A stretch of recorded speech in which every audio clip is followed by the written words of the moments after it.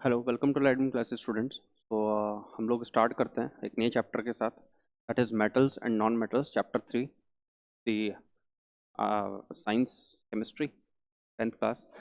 तो इस चैप्टर की शुरू करते हैं। तो इसके अंदर मेटल्स और नॉन मेटल्स को हमें मेजरली पढ़ना है कि जो हमारी मेटल्स होती हैं, नॉन मेटल्स की जो 8th 9th क्लास से आप पढ़ते आ रहे हैं, तो इसमें थोड़ा सा और यहाँ पे क्रेव करके बताएगा ये, और ज़्यादा थोड़ा डीप करके बताएगा।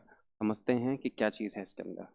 यहाँ पे कह रहा है ये, you have learned about various elements. Elements पूरा देखा है हमने। उसके बाद क्या, you have seen that elements can be classified as metals on the basis of their properties. तो प्रॉपर्टीज के बेसिस पे ही हम मेटल्स और नॉन मेटल्स को क्या कर सकते हैं, क्लासीफाई कर सकते हैं। उसके बाद यहाँ पे कह रहा है, think of some uses of metals and non metals in your daily life. कुछ मेटल्स और नॉन मेटल्स को हमें डेली लाइफ के अंदर भी देखा है कि while categorizing metals what properties did you think, how are these properties related to the uses of these elements. These elements से रिलेटेड हमारी प्रॉपर्टीज क्या क्या हैं इसके अंदर। फिर फिजिकल प्रॉपर्टीज। तो फिजिकल प्रॉपर्टीज सबसे पहले देखते हैं हम लोग कि क्या फिजिकल प्रॉपर्टीज हम ऑब्जर्व करते हैं मेटल्स और नॉन मेटल्स के अंदर। तो जो मेटल्स हैं, सबसे पहले उसने उसी को लिया है। The easiest way to start grouping substances is by comparing their physical properties। हम सबसे पहले हम लोग केमिकल प्रॉपर्टीज को ऑब्जर्व नहीं करते। केमिकल प्रॉपर्टीज कैसे ऑब्जर्व की जाती हैं, वो लेबोरेटरीज के अंदर हम जब डिफरेंट डिफरेंट एक्सपेरिमेंट करते हैं तो उससे एग्जामिन की जाती हैं। फिजिकल प्रॉपर्टी जस्ट वॉचिंग, या उसको कोई भी फिजिकल एक्टिविटी करके, ठीक है। तो जैसे उसको बर्न करके या फिर हम लोग कुछ और एक्टिविटी करें उसके ऊपर, तो इससे फिजिकल एक्टिविटीज को देखा जाता है। Let us study this with the help of the following activities। तो यहाँ पे बोल रहा है, collect the samples of following metals. Following metals हैं iron, copper, aluminium, magnesium, sodium, lead, zinc and any other metal easily available. जो हमारे पास अवेलेबल हैं उनको कलेक्ट कर लिया। Take samples of this, clean the stuff surface of each sample by rubbing them with sandpaper and note their appearance again। तो जब उनको सैंड पेपर से हम लोग रब कर देंगे, तो रब करने के बाद क्या होगा, उनकी जो सरफेस होगी वो शाइन हो रहेगी। तो यहाँ पे कह रहा है metals in their pure state have a shining surface. तो this shining surface is important. सबसे पहली प्रॉपर्टी जो है वो मेटल्स की क्या है, शाइनिंग सरफेस। जो फिजिकल प्रॉपर्टी है वो शाइनिंग सरफेस है, शाइनिंग सरफेस। फिर ये कह रहा है, तो इसे, इस प्रॉपर्टी का नाम क्या है, इस प्रॉपर्टी का नाम है मेटालिक लस्टर। लस्टर का मतलब होता है चमक जो होती है। तो this property is called metallic lustre. इसे हम लोग मेटालिक लस्टर कहते हैं। ये हमें लर्न करने को मिला है कि यहाँ पे इसको क्या कहते हैं, मेटालिक लस्टर कहते हैं। उसके बाद कह रहा है, take small pieces of iron, copper, aluminium, next activity है, and magnesium, try to cut these metals with the sharp knife, note your observation. मतलब इन स्मॉल पीसीज को हमें शार्प नाइफ से क्या करना है, कट करना है। Hold a piece of sodium metal with a pair of tongs. Tongs मैंने आपको बताया था कि होल्डिंग हमारे पास होता है। Always handle sodium metal with care, dry it by pressing between the folds of a silver paper, put it on a watch glass and try to cut it into knife. What do you observe. हमें मतलब क्या करना है कि इस activity के अंदर हम लोगों ने एक कंटेनर लिया, उसमें यहाँ पे सोडियम को रखा, सोडियम, और इसको नाइफ से कट करने की कोशिश कर रहे हैं। चलते हैं आगे तरफ। आगे कह रहा है ये, you will find that metals are generally hard. मतलब जो हमारी मेटल्स हैं वो क्या हैं, हार्ड हैं। तो सेकंड प्रॉपर्टी जो इसने यहाँ पे लिख दी, वो क्या लिख दी कि मेटल्स जो होती हैं जनरली, जनरली इसने वर्ड क्यों यूज़ किया है, क्योंकि हमें पता है एक हमारे पास ऐसी भी मेटल होती है जो लिक्विड होती है, एंड दैट इज मरकरी। तो जनरली वर्ड लिखा है इसने, ऑलवेज नहीं लिखा। Metals generally are hard. कैसी होती हैं, हार्ड होती हैं। फिर एक्टिविटी करवा रहा है हमसे ये 3.3, take pieces of iron, zinc, lead and copper, place any one metal on a block of iron. कोई भी मेटल को हम ब्लॉक ऑफ आयरन पर रखेंगे, strike it 5 times with A hammer. Hammering कर रहे हैं हम उसकी, ठीक है। व्हाट डू यू ऑब्जर्व, इसको रिपीट करना है। यहाँ से भी हमें प्रॉपर्टी निकल के आएगी, you will find that some metals can be beaten into thin sheets. तो इनको क्या किया जा सकता है, थिन शीट्स में हम ड्रॉ कर सकते हैं। जैसे एल्यूमिनियम होता है तो उसकी थिन शीट ही होती हैं कि जो हमें इजीली अवेलेबल हो जाती है। तो बनाई जाती है, तो कैसे बनाई जाती है, बीटिंग करके उनको थिन शीट्स में वो करते हैं उसको। तो इसे कहते हैं property is called malleability. Gold and silver are the most malleable metals. तो ये क्वेश्चन मार्क पूछा है, एक्चुअली ये सही कह रहा है कि हमारे जो गोल्ड और सिल्वर होता है मोस्ट मैल्येबल होता है। नंबर 3, मैल्येबिलिटी। मैल्येबिलिटी का मतलब क्या होता है मेटल्स के अंदर? Can be beaten into sheets. Sheets में उसको क्या कर सकते हैं हम लोग? बीट कर सकते हैं। फिर क्या कहता है? Ability of metal to be drawn into wires is called ductility. ठीक है, मेटल्स के वायर्स को ये ऑब्जर्व करने के लिए कह रहा है। तो फोर्थ प्रॉपर्टी है डक्टिलिटी। इसका मतलब क्या है? कैन बी ड्रॉन, को बनाया जा सकता है मतलब, इनटू वायर्स। वायर्स में बनाया जा सकता है। इसे हम डक्टिलिटी के, मैलिबिलिटी शीट में बना सकते हैं, और डक्टिलिटी का मतलब होता है वायर्स में। Gold is the most ductile metal. तो गोल्ड जो है वो सबसे डक्टाइल मेटल है। Surprise to know that 2 kilometre length can be drawn from 1 gram of gold. 1 gram gold से 2 किलोमीटर लेंथ का वायर बनाया जा सकता है, क्योंकि उसकी ductility highest. It is because of their malleability and ductility that metals can be given different shapes according to our needs. ठीक है, शेप देने के लिए दो चीज़ों की ज़रूरत होती है। कई बार हमें उन्हें वायर्स के फॉर्म में बनाना पड़ता है, कई बार उन्हें शीट की फॉर्म में बनाना पड़ता है। और कई स्ट्रक्चर्स हमारी ऐसी होती हैं, जैसे ऑर्नामेंट्स होते हैं गोल्ड के, तो कहीं पे वो शीटेड बनाएगा, ठीक है, और कहीं पे शीट के साथ साथ वो क्या बनाएगा, उसको वायर की फॉर्म में भी लाएगा। तो डक्टिलिटी और शेप देने के लिए क्या ज़रूरत होता है? तो यानी कि मैं यहाँ पे लिख रहा हूँ इस पार्ट से, to give shape in metals, two properties are used. Are used. Number 1, ये आपका हो गया मैलिबिलिटी, मैं शॉर्ट में लिख रहा हूँ यहाँ पे, एंड सेकंड इज डक्टिलिटी। तो ये दो प्रॉपर्टीज की हमें जरूरत होती है। This are the taken can be this.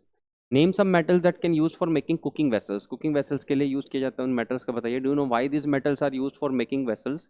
Late us do the following activity to find out the answer. इस क्वेश्चन को कि क्यों कुछ मेटल्स के ही अटेंसिल्स वेसल्स बनाए जाते हैं, अदर के क्यों नहीं, इसको हम लोग यहाँ पे एक्टिविटी में देखते हैं। कह रहा है टेक एन एल्यूमिनियम और कॉपर वायर। आप लोगों ने यहाँ पे एक मेटल वायर किसका ले लो? एल्यूमिनियम Al, या फिर किसका ले लो? कॉपर का ले लो। Clamp this wire on a stand as shown in figure. इसको क्लैम्प कर दिया हम लोगों ने एक स्टैंड पे। Fix a pin to the free end of the wire using wax. यहाँ पे हल्का सा वैक्स लगा के हमने पिन को क्या कर दिया? फिक्स कर दिया। और ये क्या है? ये फ्री एंड है किसका? वायर का। और यहाँ पे क्या लगा रखा है? Wax. Heat the wire with a spirit lamp candle or a burner near the place where it is clamped. जहाँ पे इसको क्लैम्प किया है वहां से हमने इसको क्या करना शुरू कर दिया? बर्नर से हीट करना स्टार्ट कर दिया। ये कह रहा है what you observe after some time, note your observation, does the metal wire melt. Metal wire melt होता है कि नहीं होता है? In the above activity shows that metals are good conductors of heat. तो पहले मैं ये बता दूं कि इसके अंदर होता क्या है। होता क्या है, कुछ टाइम बाद यहाँ से हीट जो है वो ट्रांसमिट होती है, और ट्रांसमिट होकर इस एंड पे पहुंचती है, और धीरे धीरे पहुंचती रहती है। तो ये क्या होता है? वायर जो है वो मेल्ट हो जाता है, जो वैक्स होता है वो मेल्ट हो जाता है, और मेल्ट होने से जो पिन होता है वो ड्रॉप हो जाता है। ये पिन क्या हो जाएगा? ये ड्रॉप हो जाएगा। तो इससे क्या पता लगता है कि जो मेटल्स होती हैं उनसे हीट क्या हो सकती है? फ्लो हो सकती है। So this is an example of flow of heat. Heat क्या होगी यहाँ पे? फ्लो होगी। फिर ये कह रहे हैं above activity shows that the metals are good conductors of heat and high melting point में। हाई मेल्टिंग पॉइंट कैसे पता लगा? क्योंकि यहाँ पे जो मेटल है ये क्या नहीं हुई? ये मेटल यहाँ पे मेल्ट नहीं हुई, नॉट मेल्टेड। ये मेल्ट नहीं हुई इतनी कम हीट से। तो यहाँ पे कह रहा है have high melting points and good conductors of heat. ऐसा एक्सपेरिमेंट 9th 8th क्लास में भी थे, तो नया नहीं है। The best conductors of heat are silver and copper. तो सिल्वर, Ag एंड कॉपर क्या है? Cu हमारे बेस्ट कंडक्टर्स ऑफ हीट हैं। Lead and mercury are comparatively poor conductors of heat. और लेड जो होता है जिसका सिंबल होता है Pb, लेड, और जो हमारे मरकरी होते हैं वो क्या होते हैं? पुअर कंडक्टर ऑफ इलेक्ट्रिसिटी होता है। तो हमें याद रखना है यहाँ से गुड कंडक्टर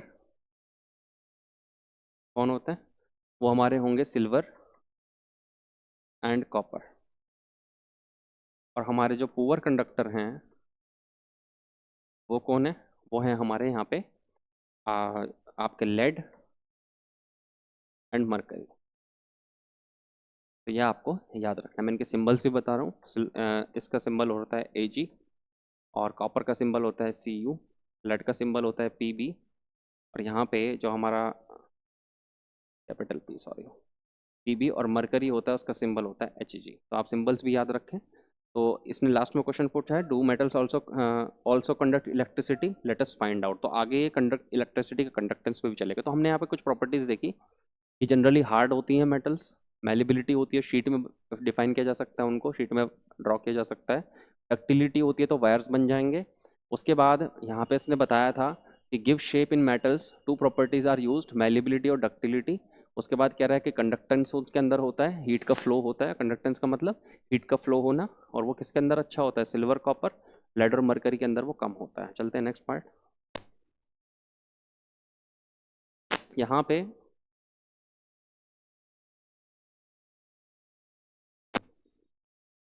ये कह रहा है setup an electric circuit as shown in figure. यहाँ पे सर्किट है, ये बैटरी है। उसके बाद यहाँ पे क्लिप से वायर है, ये वायर है, इसको एक क्लिप ये है, एक क्लिप ये है। तो यहाँ पे फिर इसने स्विच लगाया हुआ है, यहाँ पे बल्ब है, तो क्लिप से जो सर्किट को ज्वाइन कर रहा है। Setup in electric circuit, place the metal to be tested in the circuit between terminals A and B. A and B terminals में जो भी मेटल हमें टेस्ट करनी है उसको लगाना है। फिर वो कह रहा है does the bulb glow, what does this indicate. तो मेटल को लगाने से हमें क्या होता है, यहाँ पे हम एक्सपेरिमेंट जो है वो मेटल्स के गुड कंडक्टर ऑफ इलेक्ट्रिसिटी के बारे में है। तो पता लगाना है कि वो मेटल कंडक्टिसिटी इलेक्ट्रिसिटी कंडक्ट करता है कि नहीं। तो उसने कहा है कि seen that wires that carry current in your homes have coating of PVC, polyvinyl chloride. Cl2 का जब हमने बताया था तो उसके अंदर बताया था कि किस तरह से Cl2 यूज होता है। तो पीवीसी जो है वो रबर लाइक मटेरियल होता है, वायर के ऊपर कोटिंग होती है उसकी। Why are electric wires coated with such substances, what happens when metal strike a hard substance. सबसे पहले मैं इसका आंसर दे दूं कि PVC is used for coating, coating के लिए यूज होता है। इसका रीजन क्या है, कोटिंग के लिए इसलिए यूज होता है क्योंकि पीवीसी जो है वो जो है बैड कंडक्टर है, बैड कंडक्टर है। और कई बार हम इसको बैड कंडक्टर को क्या कहते हैं, इंसुलेटर। अच्छी क्वालिटी का जो पीवीसी होता है वो इंसुलेटर है। तो अगर आप उस वायर को पकड़ भी लेंगे तो आपको किसी भी तरह का इलेक्ट्रिक करंट नहीं आएगा। What happens when metals strike at hard surface? Do they produce a sound? Metals that produce a sound striking surface are said to be sonorous. तो ये जो प्रॉपर्टी है, नेक्स्ट प्रॉपर्टी है, ये फिफ्थ प्रॉपर्टी है कि मेटल्स जो हैं वो सोनोरस होती हैं। इसका मतलब प्रोड्यूसेस साउंड व्हेन बीटन।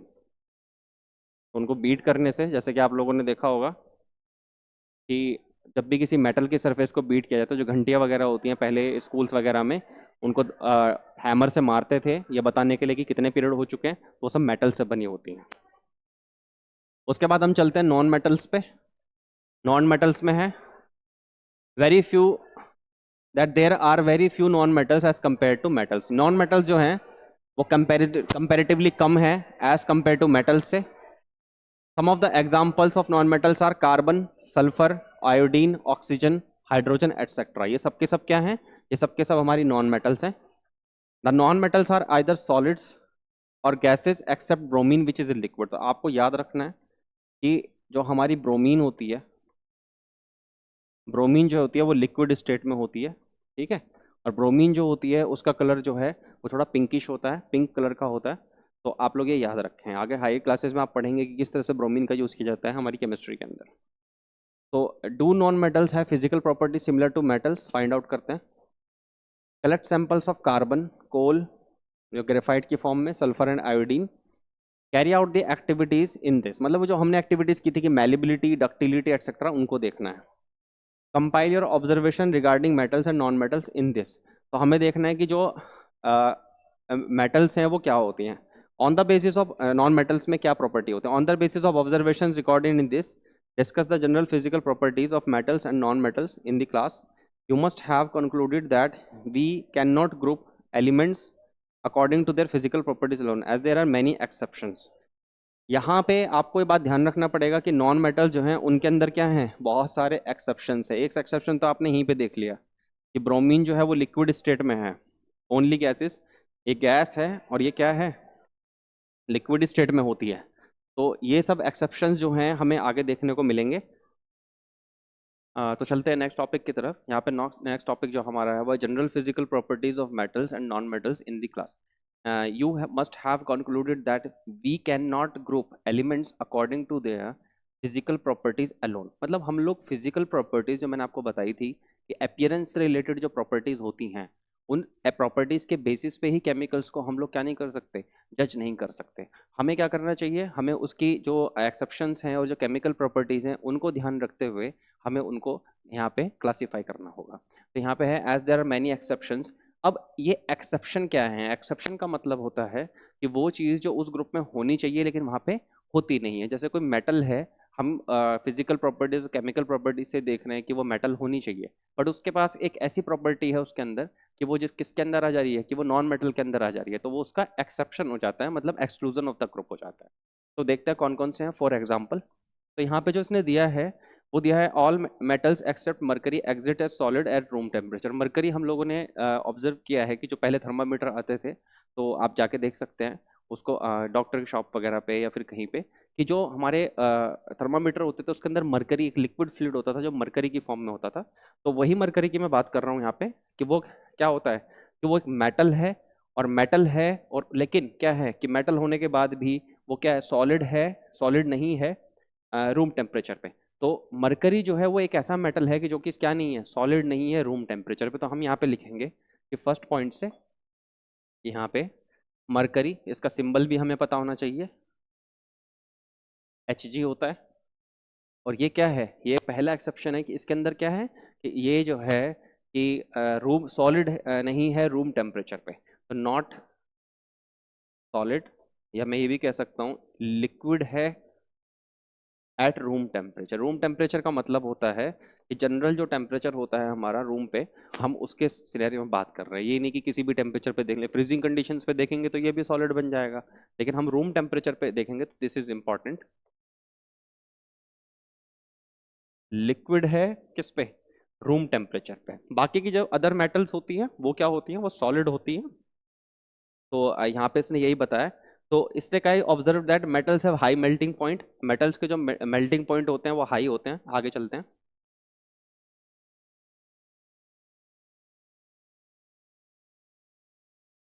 तो यहाँ से शुरू करते हैं हम लोग। तो ये कह रहा है हाई मेल्टिंग पॉइंट्स, वहाँ पे पीछे लिखा था। फिर कह रहा है but gallium and caesium has very low melting points, these two metals will melt if you keep them on your palm. तो ये जो मेटल्स हैं गैलियम एंड सीजियम, तो ये कैसी होती हैं, लो मेल्टिंग पॉइंट्स होते हैं इनके, और these two metals will melt if you keep on your palm. मतलब ये क्या है, इनके मेल्टिंग पॉइंट बहुत कम है। तो मेल्टिंग पॉइंट का जो एक्सेप्शन हमारे पास है वो क्या है कि melting point, low melting point, melting point की जो मेटल हैं वो कौन सी हैं, गैलियम एंड सीजियम। सीजियम, तो ये आप याद रखें। इससे पहले मैं आप लोगों को पिछली स्लाइड में बता चुका हूं कि लिक्विड मेटल कौन होती है, लिक्विड मेटल होती है हमारी मरकरी। तो ये कुछ एक्सेप्शंस हैं जो आप लोगों को याद रखने हैं। Okay, mercury. फिर ये कह रहा है iodine is a non metal but it is lustrous. ये नॉन मेटल है लेकिन ये क्या होती है, लस्ट्रस होती है। लस्ट्रस का मतलब होता है कि उसमें लश्यर होता है, उसमें चमक होती है। तो यहाँ पे हमें थर्ड एक्सेप्शन दिया गया है कि आयोडीन जो है वो क्या है, नॉन मेटल है, लेकिन फिर भी ये क्या है, लश्यर। जनरली जो मेटल्स होती हैं वो लश्रस होती हैं, जैसे कि एल्यूमिनियम की शीट आप देखेंगे, और आप जो है सोडियम को देखेंगे, Hg भी वो होता है लश्रस। लेकिन यहाँ पे आयोडीन एक नॉन मेटल जो क्या है, लश्रस है। उसके बाद carbon is a non metal that can exist in different form. This is important, अगला चैप्टर जो है हमारा वो इसी के ऊपर डिपेंडेंट है। ये कह रहा है कार्बन एक नॉन मेटल है and can exist in different forms. इसकी बहुत सारी डिफरेंट फॉर्म्स होती हैं, और each form is called an allotrope. तो कार्बन की जो फॉर्म्स होती हैं उन्हें हम क्या कहते हैं, एलोट्रॉप कहते हैं। Diamond and allotrope of carbon is the hardest natural substance non and has very high melting and boiling point.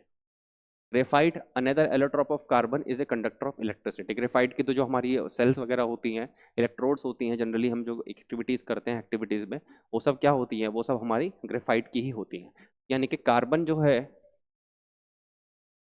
Carbon की जो फॉर्म्स होती हैं उन्हें क्या कहते हैं हम लोग, एलोट्रॉप कहते हैं। और वो एलोट्रॉप कितनी तरह के हैं, ये डायमंड जो कि हार्डेस्ट होता है, हाई मेल्टिंग पॉइंट, ये हार्डेस्ट है। और फिर इसके बाद हमारे पास ग्रेफाइट होता है जो हार्ड नहीं होता है, सॉफ्ट होता है।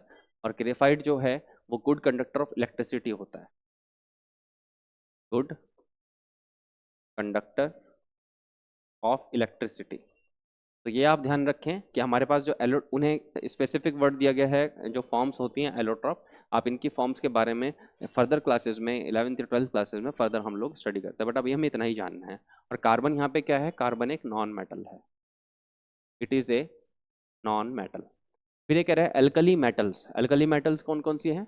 Lithium, sodium, potassium are so soft that they can be cut with knife, they have low densities and low melting points. तो आप यहाँ पे देखें कि जो मेटल डेंस होती है, डेंसिटी का मतलब उसके स्मॉल पोर्शन में भी बहुत सारे एटम्स पैक होते हैं, तो उसको कट करना क्या होता है, डिफिकल्ट होता है।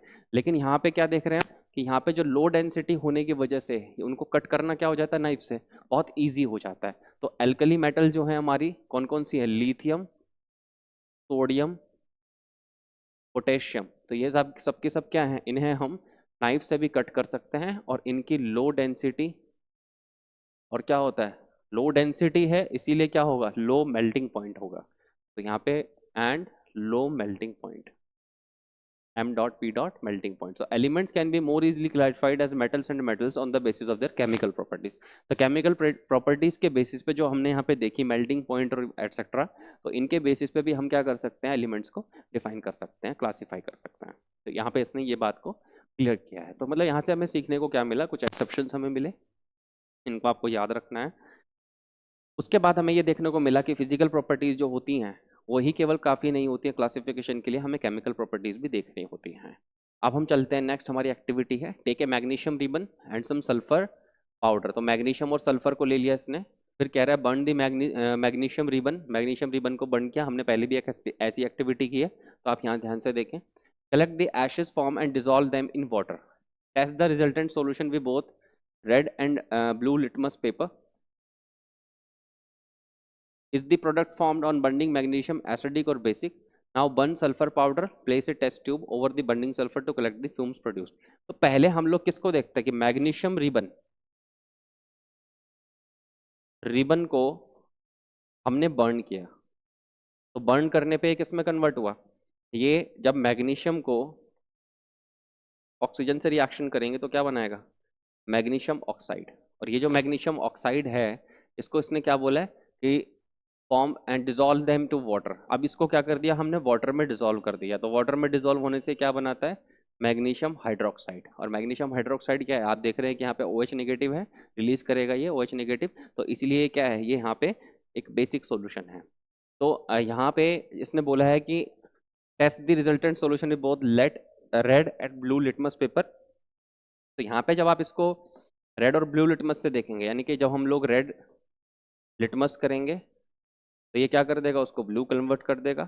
लेकिन जब हम ब्लू लिटमस देंगे, क्योंकि ये बेसिक है, सॉल्यूशन बेसिक बना है यहाँ पे, तो इसीलिए ये क्या नहीं करेगा, ये यहाँ पे ब्लू लिटमस को रेड में कन्वर्ट नहीं करेगा। क्योंकि मैंने बताया था आपको शॉर्ट ट्रिक कि BLR होता है एसिडिक के लिए, यानी कि एसिड जो है वो ब्लू लिटमस को किस में, ब्लू लिटमस को किस में कन्वर्ट कर देते हैं, रेड में।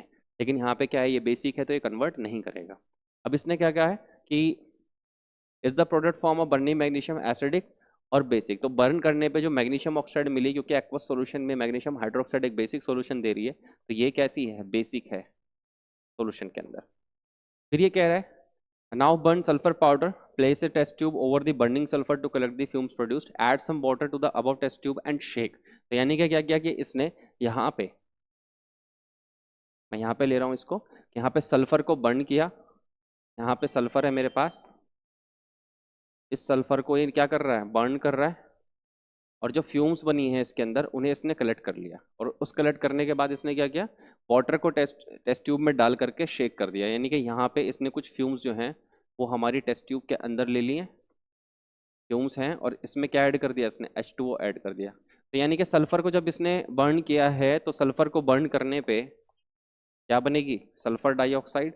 और जब इसको आप H2O में आप इसको डिसॉल्व करेंगे तो यहाँ पे क्या बनेगा, हमारा हमारा बनेगा H2SO4। तो यानी कि इस टेस्ट ट्यूब में क्या है मेरे पास, डालने के बाद H2SO4 है।